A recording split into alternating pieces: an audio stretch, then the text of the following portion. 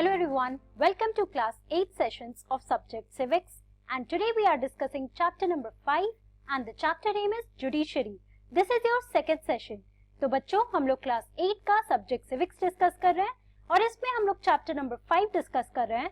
Chapter का नाम है जुडिशरी और ये आपका सेकंड सेशन है. So let's start with it. तो बच्चों एक बार ब्रीफ रिकैप कर लेते हैं कि लास्ट क्लास में हम लोगों ने क्या क्या कंप्लीट कर लिया था.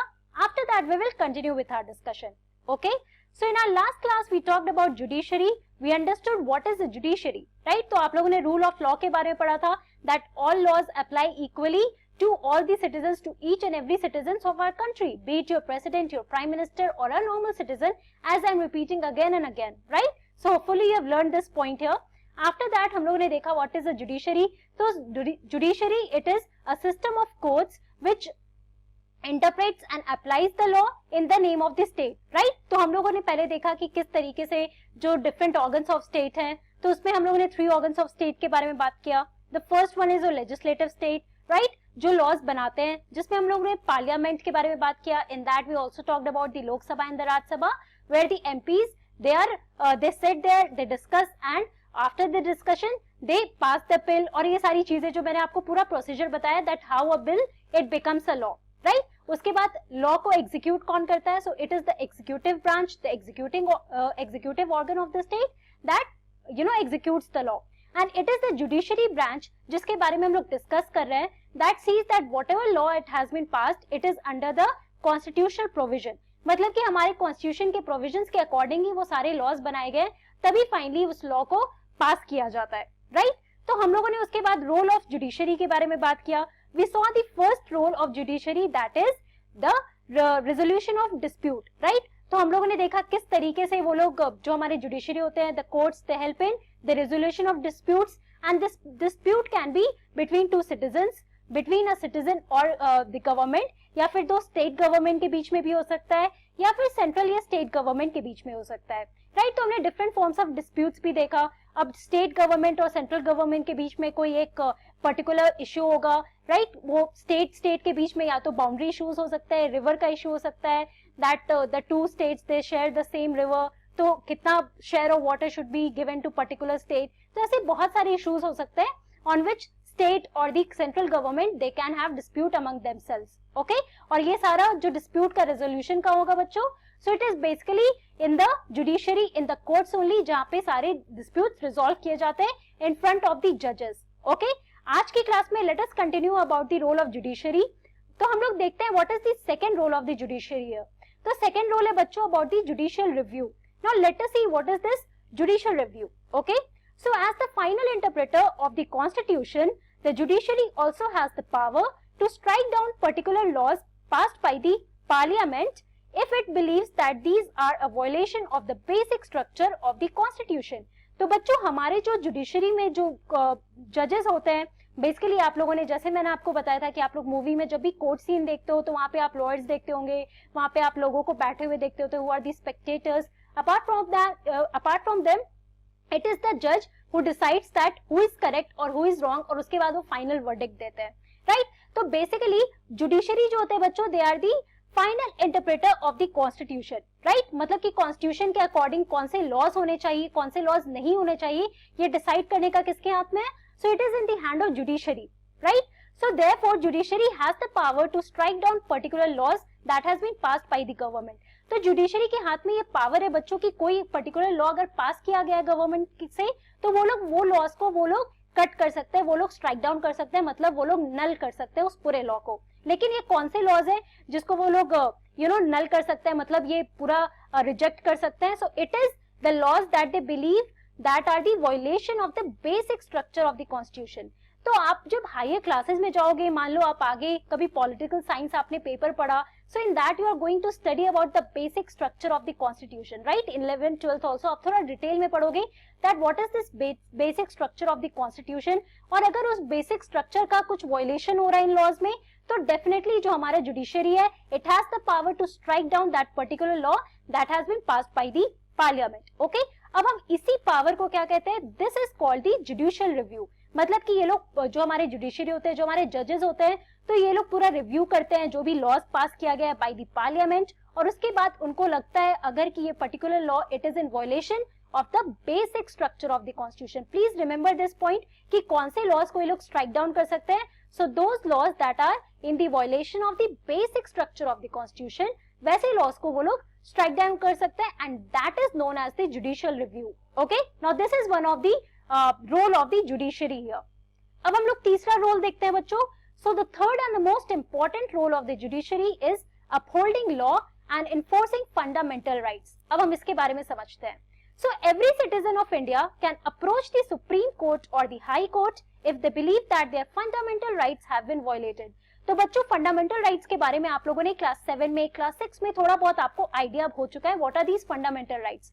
सो these are some of the basic rights that have been provided और दैट हैव बीन गिवन और approved by the constitution, right? तो मान लो किसी भी सिटीजन को अगर लगता है कि उनका जो फंडामेंटल राइट है जो उनको मिला है, ओके, बेसिक राइट्स जो है उनके, सो it is being violated, so they can approach the court, right? तो हम लोग ने सिटीजन्स के बीच में जब देखा था कि वो डिस्प्यूट्स कहाँ पे हैंडल किया जाता है, तो it is in the court.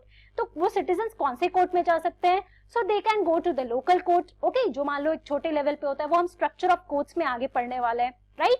तो एक होता है आपका supreme court, then comes your high courts. तो मान लो उनके कोई स्टेट में पर्टिकुलर कोर्ट जो भी है, वो वहां के स्टेट हाई कोर्ट में जाकर वो लोग अपना जो भी उनका अपील है वो लोग कर सकते हैं। After that they can approach the court in order to get right, मतलब कि उनका जो भी फंडामेंटल राइट्स है उसको वायलेट किया गया, उसके लिए वो लोग कोर्ट्स अप्रोच करते हैं। Therefore we can say that the most important role of judiciary is upholding the law. कहने का क्या मतलब है कि जो भी लॉज है वही उसके अकॉर्डिंग पूरा अपना सोसाइटी वर्क कर रहा है। Apart from that enforcing the fundamental rights, कि जो भी फंडामेंटल राइट्स वायलेट हो रहे सिटीजन्स के, वापस से उनको उनके राइट्स दिलाने के लिए who is responsible for it? So it is the judiciary, the system of courts that is responsible for the enforcement of the fundamental rights. Okay, अब बच्चों सिंस हम लोग फंडामेंटल राइट्स की बात कर रहे हैं, so again let us see what are some of the basic, the 6 fundamental rights here. Okay, so the first one is right to equality, that each and every person is equal before law, जो हम लोग हमेशा से पढ़ रहे हैं। After that, right to freedom, right to freedom में भी बहुत सारे freedoms के, freedom of speech, freedom of expression, freedom of religion, ऐसे बहुत सारी चीजें हैं। Apart from that, there is the right against exploitation, that no one can be exploited on the basis of religion, caste, region and caste, creed, everything. Okay, also right to freedom of religion, जैसे मैंने बताया, right to culture and education, that each and every person is has the right to get educated, तो ये हमारी basic rights में आता है। Apart from that, the last right is right to constitutional remedies. Okay, तो बच्चों आपको याद रखना चाहिए कितने आपके basic fundamental rights हैं।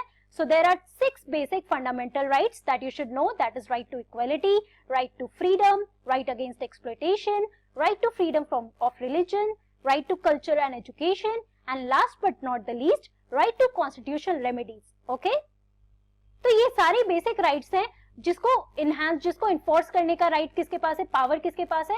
तो it is with in the hands of the judiciary here. Okay, तो एक तरफ तो बच्चों अभी हम लोग ने रोल ऑफ जुडिशरी पढ़ा, राइट? तो उसमें हम लोगों ने देखा 3 बेसिक रोल्स हैं हमारे, 3 मेन फंक्शंस हैं। तो पहला क्या था? डिस्प्यूट रेजोल्यूशन था। The second one was about the judicial review and the third is upholding law and enforcing fundamental rights. Okay, तो बच्चों अब हम एक नेक्स्ट पार्ट जो हम भी देखने वाले हैं, we should understand the basic concept here of independent judiciary, कि इंडिपेंडेंट जुडिशरी क्या होता है। आपने कभी इंडिपेंडेंट एग्जीक्यूटिव या इंडिपेंडेंट लेजिस्लेटिव के बारे में तो नहीं पढ़ा, क्योंकि आपको पता है दैट लेजिस्लेटिव और executive they are interdependent on each other, right? So independent judiciary क्या होता है, एक बार इस कॉन्सेप्ट को हम लोग समझने की कोशिश करते हैं। Also we will try to understand that why is it important for the judiciary to be independent. Okay, so judicial independence is the concept that the judiciary needs to be kept away from the other branches of government. Okay, तो basically बच्चों मतलब ये concept क्या है कि इसमें जो judiciary है, जो हमारा सिस्टम ऑफ कोर्ट्स है, it has to be kept away from the other branches of the government. और आपका ये 2 ब्रांच और कौन सा है? So it is executive and the legislative, मतलब parliament that makes the law, that legislates the law, या executive that executes the law.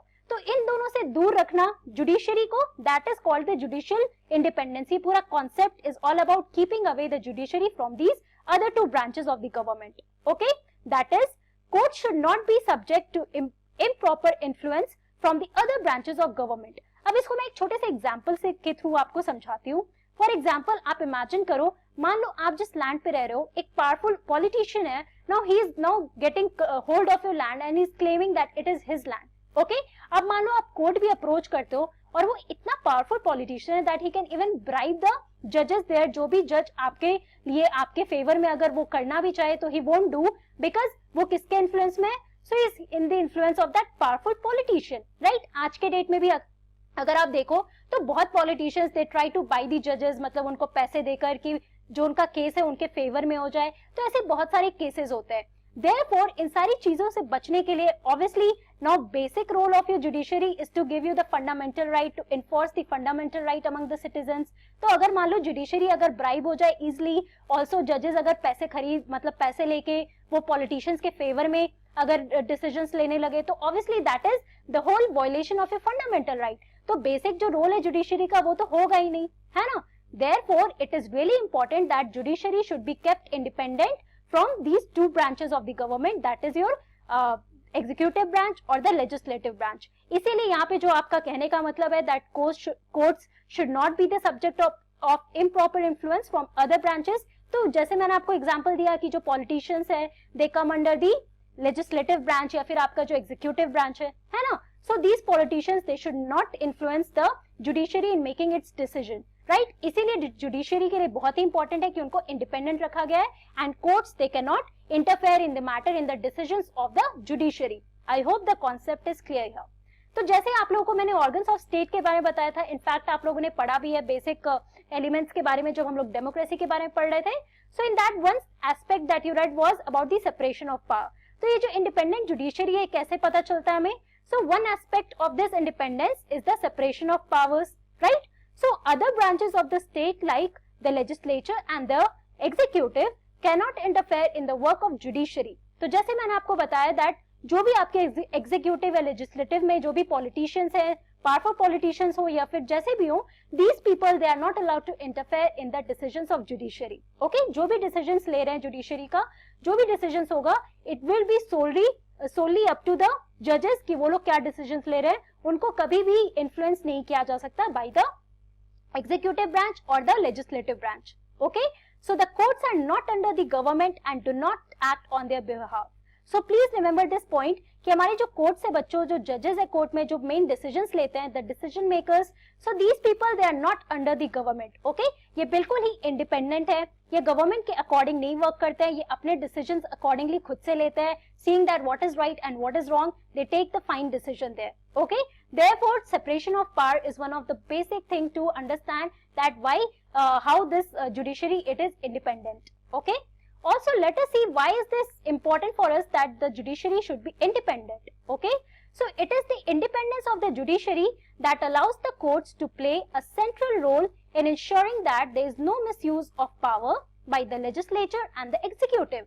जो हम लोग इतनी देर से पढ़ रहे हैं बच्चों, so basically ये judiciary का independence ही है that will allow the court to play a central role, right? In what? So in ensuring that there is no misuse of power. कि मतलब जो जैसे मैंने आपको पॉलिटिशियन का एग्जांपल दिया था, so it will ensure कि कोई भी पॉलिटिशियन जो है वो किसी भी जज को ब्राइब ना करे या फिर जो अपने पावर्स जो को मिसयूज ना करे अगर वो बहुत ही पावरफुल है. So they should not tend to misuse their power by this legislative or executive, whatever branch it is. They should not misuse the power, and it is the central role of the judiciary to ensure that the politicians, the powerful politicians, they should not influence by giving them money and all that.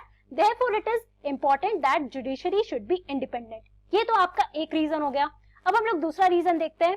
It also plays a crucial role in protecting the fundamental rights of citizens because anyone can approach the courts if they believe that their rights have been violated. तो बच्चों जैसे हम लोगों ने basic role of जैसे हमने judiciary का देखा that it is about enforcing the fundamental rights and also upholding law. So therefore it is the crucial role, or it plays the judiciary, it plays a crucial role in protecting the fundamental rights of the citizens. तो आप लोगों ने fundamental rights के बारे में ही पढ़ा that there are 6 main fundamental rights. तो जो भी फंडामेंटल राइट्स मान लो, in any case right to freedom of religion या right to freedom of expression, किसी भी केस में अगर कोई भी फंडामेंटल राइट जो वायलेट हो रहा है तो basically they can approach the court, right. जो भी इंडिविजुअल है they can approach the court, they can go and seek help of the court and therefore they can get their fundamental right back. Okay, so therefore it is very important for the judiciary to be independent. तो बच्चों आज की class में हम लोगों ने क्या पढ़ा? Basically, we talked about the role of judiciary. Also we discussed about the independent judiciary and also why is it important for the judiciary to be independent. अब हम लोग नेक्स्ट क्लास में नई टॉपिक शुरू करने वाले हैं. We are going to discuss about the structure of courts. Okay, so that's all for today. Thank you very much. Have a nice day.